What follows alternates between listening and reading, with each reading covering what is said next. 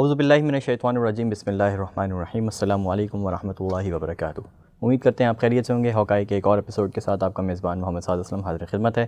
آج ایک بار پھر اسٹوڈیوز میں ہمارے ساتھ موجود ہیں عدنان مرزا صاحب، بہت بہت شکریہ آپ کی آمد کا۔ اور ناظرین، آج ہم بات کرنے والے ہیں انتہائی افسوس کے ساتھ، اور دل بہت زیادہ رنجیدہ ہے۔ تمام تر واقعات جو سننے کو ملے اور تمام تر مناظر جو ہم نے ترکیہ میں دیکھے، شام میں دیکھے عدنان بھائی، دل دہلا دینے والے تمام تر مناظر ہیں۔ اور اب جب کہ کنسپیریسیز جو ہے بہت ساری، اس جو ارتھ کوئک ہے یہ والا بہت زیادہ کنٹروورشل ہو گیا ہے، اس سے پہلے والے بھی ہوتے رہے ہیں، تو تھیوریز بہت ساری جو ہے وہ آ رہی ہیں، وہ کتنی کنسپیریسی اس میں کتنی ہے اور سچائی کتنی ہے تو آنے والا وقت ہی بتائے گا۔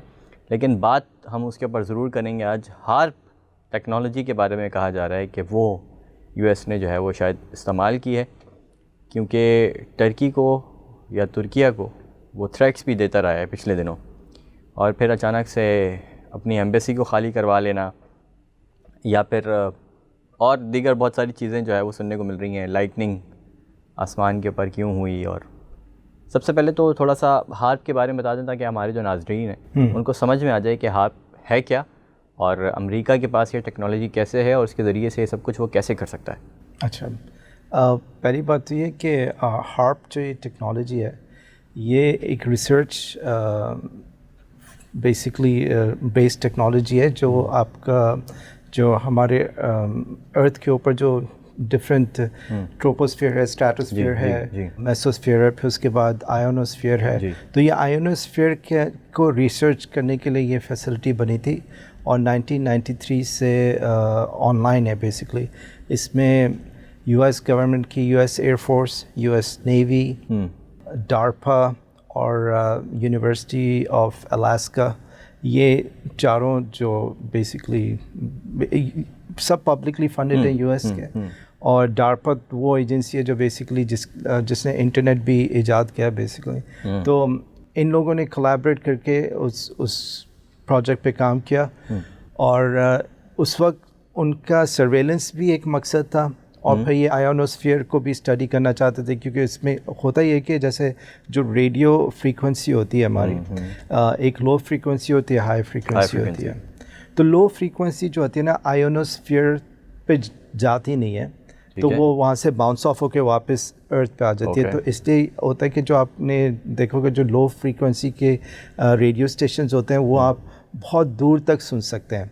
ہائی فریکوینسی والے ریڈیوز جو ہوتے ہیں نا ان کا ریڈیس بہت کم ہوتا ہے، ٹھیک ہے نا۔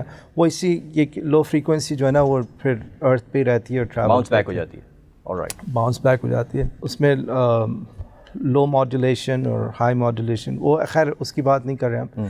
تو اینی ویز یہ ہائی فریکوینسی کی جو آپ کی ہیں ویوز، ان کو اسٹڈی کر رہے تھے کہ کیونکہ یہ آئونوسفیئر کے تھرو جاری ہوتی ہیں، ٹھیک ہے، تو یہ اس کا ایک مقصد تھا۔ اور دوسرا یہ تھا کیونکہ یہ الاسکا جو ہے یو ایس کا اسٹیٹ جو ہے یہ رشیا کے بہت قریب ہے، ٹھیک ہے۔ ایکچولی یہ رشیا کا حصہ ہوتا تھا ایک زمانے میں، یو ایس نے ان سے خرید لیا تھا۔ تو پھر اس وقت آپ کو پتہ ہے رشیا کے ساتھ ان لوگوں کے تعلقات، یعنی کولڈ وار کے سے پہلے ہی شاید یہ بننا شروع ہو گیا کہ 93 سے ایکٹیو ہے، تو کولڈ وار ختم ہوئی 1990 میں، 89 میں۔ تو اینی ویز تو ان کا وہ مقصد میرے خیال سے آہستہ آہستہ کم ہوتا گیا، جو یو ایس جو رشیا کے خلاف تھا اس کا پرپس سرویلنس کا۔ تو 2014 میں انہوں نے ڈیسائیڈ کیا یو ایس گورنمنٹ نے کہ ہم اس کو بند کر رہے ہیں، ٹھیک ہے۔ لیکن یونیورسٹی آف الاسکا جو تھی، پھر انہوں نے کہا کہ ہم بیسکلی بند نہیں کریں آپ اس کو، کیونکہ اس پر اس کا سالانہ خرچہ تقریباً $250 ملین آ رہا تھا۔ تو یو ایس گورنمنٹ کہتی کہ یہ بہت زیادہ ایکسپینسو ہے، تو ہم اس کو بند کرنا چاہ رہے ہیں۔ تو پھر یونیورسٹی آف الاسکا نے اپنی ریسرچ کے لیے اس کو اپنے انڈر لے لیا۔ تو جب سے 2015 سے لے کے اب تک یہ یونیورسٹی آف الاسکا ہی اس ہارپ کو دیکھ رہی ہے۔ HAARP is high frequency advance auroral research programme کر کے اس طرح۔ تو یہ بیسکلی جو آپ کا وہی آئیونوسفیئر ہے، وہاں پر آپ نے کبھی دیکھا ہوگا کہ یہ ناردرن لائٹس ہوتی ہیں، اس کو اورورا بوریالس بھی بولتے ہیں، جب سن کی طرف سے بہت زیادہ ایکٹیویٹی ہوتی ہے، تو کچھ جگہوں پہ جو ناردرن ہیمسفیئر کے وہاں پہ آپ کو ग्रीनिश लाइट या पिंकिश लाइट, तो ये वो वाला आयोनोस्फीयर वो है उसकी रिसर्च। तो उसमें जो साइंटिफिक कम्युनिटी है उनका असेसमेंट ये है कि ये अर्थक्वेक कॉज नहीं कर सकता, ठीक है ना। हाँ, ये अर्थक्वेक जो है ये उससे इंड्यूस नहीं हो सकते। आई मीन उस रेडियो फ्रीक्वेंसी के रिसर्च के ऊपर हार्प से कंस्पिरेसी थ्योरीज हैं। और इसकी सदाकत कितनी लगती है आपको? आपसे मैं इसलिए भी पूछ रहा हूँ कि आपका टेली कम्युनिकेशन से भी एक आपका बैकग्राउंड है और आपको ये सारी चीज़ें जो है वो उस हद तक भी पता हो सकती हैं जिस हद तक किसी इंजीनियर को बताएं। जी, तो वो आपकी बात है, लेकिन मेरा अपना भी ख्याल ये है कि अर्थक्वेक, आई मीन इस लेवल का अर्थक्वेक उस चीज़ से ये इंड्यूस नहीं कर सकते, ठीक है। जो अर्थक्वेक इंड्यूस करने वाली चीज़ें हैं वो बेसिकली ये कि आपने अगर कोई अंडरग्राउंड आपने कोई न्यूक्लियर टेस्ट किया हो, या फिर दूसरे जो शवाहिद हमें मिलते हैं वो है आपका ये हाइड्रोलिक फ्रैकिंग जो यूएस के अंदर बहुत आम है, हाइड्रोलिक फ्रैकिंग, उससे इन्होंने अर्थक्वेक इंड्यूस किए, लेकिन वो एक different purpose, like I mean वो हेटी के बारे में भी कहा जाता है कि उसका हेटी, आई मीन ये सब वही बातें, ये सब कंस्पिरेसी थ्योरीज हैं आउट देयर कि हेटी का भी अर्थक्वेक इन्होंने किया था, लेकिन अभी तक कोई हमें उस तरह का एविडेंस नहीं मिला है कि गवर्नमेंट, कोई भी गवर्नमेंट इस ऐसी कैपेबिलिटी रखती है कि जो बग़ैर किसी टेंजिबल मींस के जो है ना, like tangible in the sense कि आपने हार्ड कोर के कोई आपने ज़मीन के अंदर कुछ टचिंग किए बग़ैर आपने वहाँ पर अर्थक्वेक इंड्यूस किया हुआ, इस तरह से थ्योरीज हैं, बट कोई चीज़ टेंजिबल नहीं है कि हमें पता चले। इसके बारे में हम थोड़ा सा, क्योंकि इस सेशन के अंदर हम डीप डिगिंग करते हैं चीज़ों के अंदर, तो क्या ये वाली थ्योरी जो है बहुत ज़्यादा करीब नहीं लगती कि कहा जा रहा है क्योंकि ये बहुत ज़्यादा वॉट्स की एनर्जी प्रोड्यूस करती हैं, तो हो सकता है कि ये इसकी मदद से जो है वो प्लेट्स जो हैं अर्थ के अंदर, जिसकी वजह से ज़लज़ला आता है, तो उनके साथ छेड़छाड़ हो जाती हो इसकी वजह से? It's highly unlikely. I mean जो टेक्नोलॉजी अभी तक एग्जिस्टिंग है उसमें हाईली अनलाइकली कि ये उस रेडियो वेव्स के थ्रू इस तरह का इतने लेवल का कोई चीज़ ट्रिगर कर सकते हैं। आई मीन देखें, एक चीज़ होती है कि आप समंदर के अंदर इन लोगों के कुछ एक्सपेरिमेंट्स होते हैं, उससे जो है ये वो सोनार को अफेक्ट करते हैं, वो आपके जितनी उस पर हमारा सेशन है, उसमें ये मरीन लाइफ डिस्टर्ब हो जाती है, वो तो एक चीज़ बिल्कुल समझ में आती है। और क्योंकि टर्की के अंदर जहाँ पर ये अर्थक्वेक आए, ये बेसिकली जो एरिया है वो समंदर से बहुत ज़्यादा दूर तो नहीं है, लेकिन एपिसेंटर इसका जो है ना लाइक बीच में था।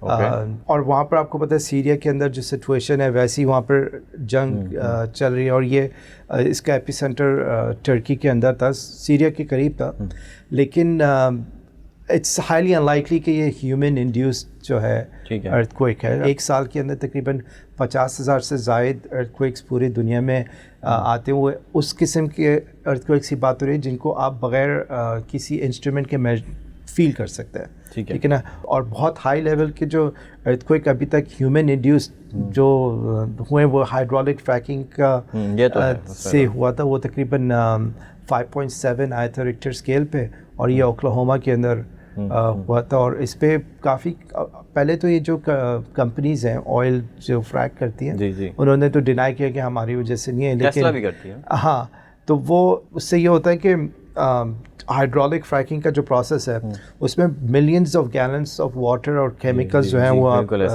ज़मीन के अंदर पंप करते हैं, उससे आपकी ज़मीन के अंदर कुछ जगह पे गैप्स को बेसिकली एक्सपैंड करते हैं, फिर वहाँ से जो गैस और अगर तेल के कुछ डिपॉजिट थे ऊपर आते हैं उसको कैप्चर करते हैं।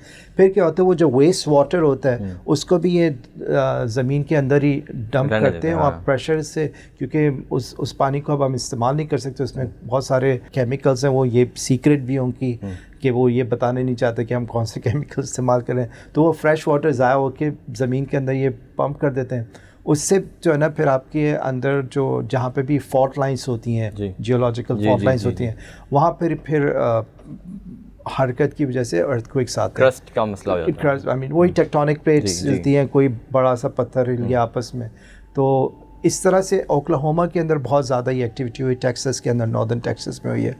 اور اس کے علاوہ جہاں جہاں بھی فریکنگ ہوئی ہے وہاں پر ایسا محسوس ہوتا ہے کہ علاقوں میں ایسا ہوا ہے. ہاں تو ارتھ کوئکس جو ہیں وہاں پہ مور فریکوینٹ ہو گئے ہیں.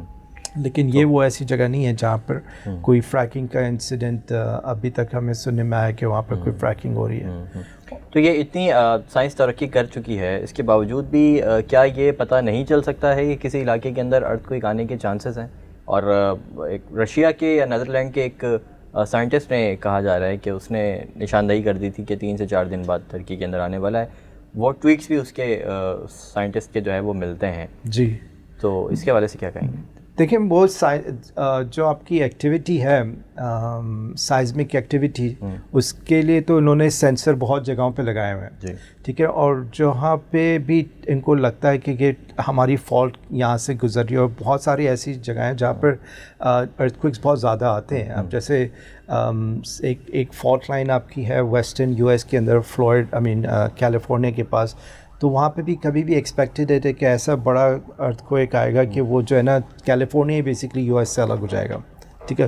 تو کچھ ایسے ایریاز پوری دنیا میں ہیں جہاں پہ پتہ ہے کہ یہاں کی جو سائز، یہاں پر ایکٹیویٹی بہت زیادہ ہے اور یہاں پر اب یہ مجھے نہیں پتا انہوں نے کس بیس پہ یہ پریڈکشن کی تھی کہ کیونکہ کچھ لوگ کہہ رہے ہیں کہ اس میں ایسٹرولوجیکل ان کے پاس کوئی نالج اس بیس پہ کی تھی لیکن ڈیفینیٹلی ان کی پریڈکشن پوری ہوئی کہ ارتھ کوئک آیا. انہوں نے میرے خیال سے پاکستان اور انڈیا کے بالکل پاکستان، انڈیا اینڈ ایران اور چائنا کے بارے میں بھی کہا ہے. ٹھیک ہے. تو اب اس پورے ریجن کے ہاں تو اب یہی بات ہے کہ اب ان کی پریڈکشن ہے، اب وہ کن ایکوپمنٹ پہ بیس کرتی ہے اور باقی سائنٹسٹ اس کو اسی طرح سے کیوں نہیں دیکھ رہے ہیں.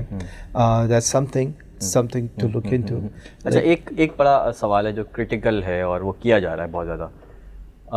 کہا یہ جا رہا ہے کہ جو بڑی موسمیاتی تبدیلیاں یا تغیرات بہت سارے آ رہے ہیں، اس کے اوپر ہمارا ایک سیشن پہلے ہو چکا ہے کہ وہ کیوں ہو رہا ہے، اور ریسنٹ سیشن ہے وہ بھی ہمارا.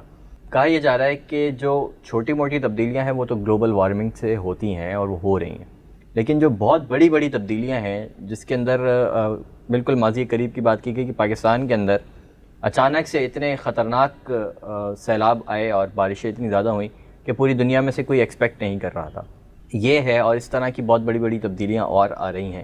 تو کہا یہ جا رہا ہے کہ یہ بھی ان جو یہ ریڈیشنز ہیں ان کی وجہ سے، کیونکہ یہ آئیونک اسفیئر کو چھیڑتے ہیں اور اس کی وجہ سے وہ کچھ انچ اسٹریچ ہوتا ہے، تو اس کے اسٹریچ ہونے کی وجہ سے جو ہے وہ یہ بڑے پیمانے پر تغیرات آتے ہیں موسمی. یہ ایک ایسی تھیوری میں نے جو پڑھی مجھے ایسا لگا کہ شاید اس کے اندر کچھ ہے ایسا. جو گلوبل وارمنگ ہے یا کلائمیٹ چینج جو ہو رہی ہے، یہ تو ایک فنامنن ہے جو کچھ لوگ ڈس ایگری یہ کرتے ہیں کہ یہ ہیومن انڈیوس نہیں ہے اور اس میں ہیومنس کا کوئی اتنا اثر، اور یہ بیسکلی ایک سائیکل ہے. ارتھ کے اندر اس طرح کے پہلے بھی سائیکلز آئے ہیں کہ جب بہت گرمی ہوئی ہے اور سارے گلیشیئرز میلٹ ہو گئے، پھر اس کے بعد ایک پیریڈ آیا کہ سب جم گیا اور آئس ایج آئے، پھر وہ کم ہے. تو یہ وہ ایک آرگیومنٹ یہ ہے کہ یہ ایک فیز ہے ارتھ کا جو اس طرح سے اوپر نیچے چلتا رہتا ہے، سائیکل ہے. ٹھیک ہے. اور اس میں بہت ساری چیزیں آ جاتی ہیں. ابھی کبھی اس میں ارتھ کا اپنا ایک سائیکل ہے، پھر آپ کا ہمارا سولر سسٹم ہے، سن کا بھی ایک سائیکل ہے، تو وہاں پر سولر سٹارمز آتے ہیں اور اس سے بھی فرق پڑتا ہے، اور موسم کی تبدیلی اور بھی چیزیں اس پہ افیکٹ کرتی ہیں. لیکن جو کلائمیٹ چینج آج کل جو ہمارے پاس ہو رہا ہے اس کی ایک میجر وجہ یہ ہے کہ گرین ہاؤسز گیس، وہاں پر جو کاربن ڈائی آکسائڈ کی جو کانسنٹریشن ہے وہ بہت زیادہ بڑھ گئی ہے. کہا یہ جاتا ہے، کچھ سائنٹسٹ اس پہ اتفاق کرتے ہیں کہ 360 پارٹس پر ملین جو ہے وہ بیسکلی ہم سسٹین کر سکتے ہیں. اس سے زیادہ جب بڑھ جاتا ہے کاربن ڈائی آکسائڈ اور تو وہ ہیٹ بہت زیادہ ٹریپ کرتا ہے. اس کی وجہ سے آپ دیکھ رہے ہیں کہ گرمی بہت شدت سے ہو رہی ہے اور کچھ سڈن اور بہت زیادہ بڑے پیمانے کے کلائمیٹ چینج. جی، اور اس سے پھر بیلنس آؤٹ ہو رہا ہے. رائٹ. ٹھیک ہے. اور یہ پھر قرآن کے اندر سورۃ الرحمن کے اندر بہت بالکل وہ ہے کہ جو نا ہم نے بیلنس پہ بنایا اور ہم بیسکلی ہم اس بیلنس کو خراب نہ کریں. تو اللہ بیسڈ آن قرآنک انڈرسٹینڈنگ کہ ہم انسان کے اندر پوٹینشیل ہے کہ اس بیلنس کو آؤٹ کرنے کا, اور وہ ہمارا جو لائف سٹائل ہے اس کا ذمہ دار صرف وہی ہے کہ ہمارا کاربن فٹ پرنٹ جتنا بڑا ہوگا اتنی زیادہ یہ ہمارے گرین ہاؤسز کا ایشو ہوگا, اور اس سے یہ ڈس بیلنسز آپ دیکھیں گے کہ کہیں پر بارشیں بہت زیادہ ہو رہی ہیں, اسی ٹائم پہ کہیں پہ قحط بھی پڑ رہا ہے, اور جہاں پہ کہیں بہت زیادہ سے گرمی پڑ رہی ہے اسی ٹائم پہ دوسری جگہ پہ شدت سے سردی ہو رہی ہے. تو یہ بالکل اپوزٹ ایکسٹریمز جو ہے نا ایک ساتھ دنیا میں چل رہے ہوتے ہیں. یہ بیسکلی بیلنس ہے, یعنی جہاں پہ پہلے بارشیں نہیں ہوتی تھی اب وہاں پہ بارش ہو رہی ہے, اور اتنی ہو رہی ہے کہ سنبھالی نہیں جا رہی. بالکل. اور پھر جہاں پہ نہیں قحط پڑ رہا تھا وہاں پہ قحط پڑ رہا ہے, یعنی اور یہ سب چیزیں. تو اب اس میں جہاں تک انفلوئنس آپ یہ کہہ لیں ان کی ریسرچ سے بھی ڈیفینیٹلی انفلوئنس ہوتا ہوگا.